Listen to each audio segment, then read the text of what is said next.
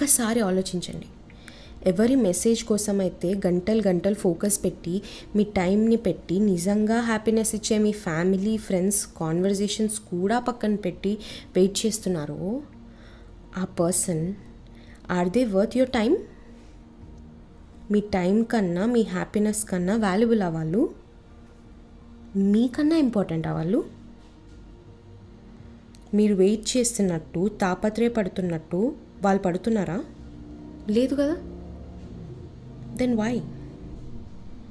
మిమ్మల్ని మీరు లవ్ చేసుకొని రెస్పెక్ట్ చేస్తే మీరు నేను చెప్పిన ఈ సి అనే పర్సన్ లాగో లేకపోతే ఒకరి రిప్లై కోసం మీ టైం వేస్ట్ చేసుకోరు. మీరు యూ విల్ చేంజ్. మీ డెసిషన్స్ మారుతాయి, మీ బిహేవియర్, మీ attitude, everything will change.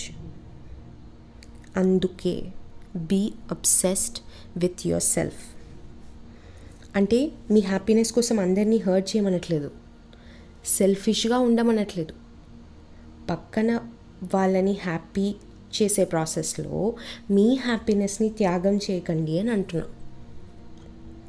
Don't love someone at the cost of your happiness. అది కరెక్ట్ కాదు అండ్ సెల్ఫిష్ అంతకన్నా కాదు.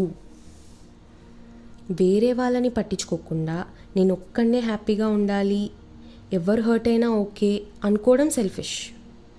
అందరూ హ్యాపీగా ఉండాలి, అందులో నేను ఉండాలి అనుకోవడం సెల్ఫిష్ కాదు. It's self love. There is a difference. Remember, don't sacrifice your happiness just to make someone happy.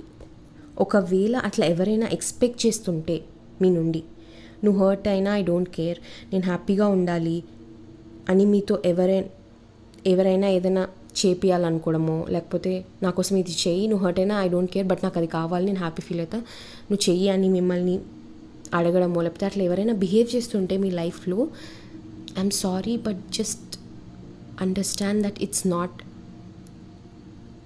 Love, it's toxic. Okay, so please don't entertain that. ఇప్పటి నుండి వీక్లో ఒక్కసారైనా మీకు నచ్చిన పని ఏదైనా చేయండి.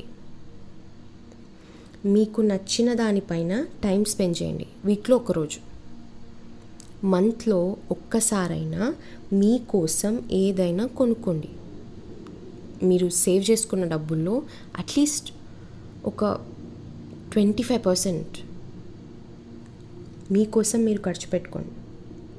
It's equally important to love your self.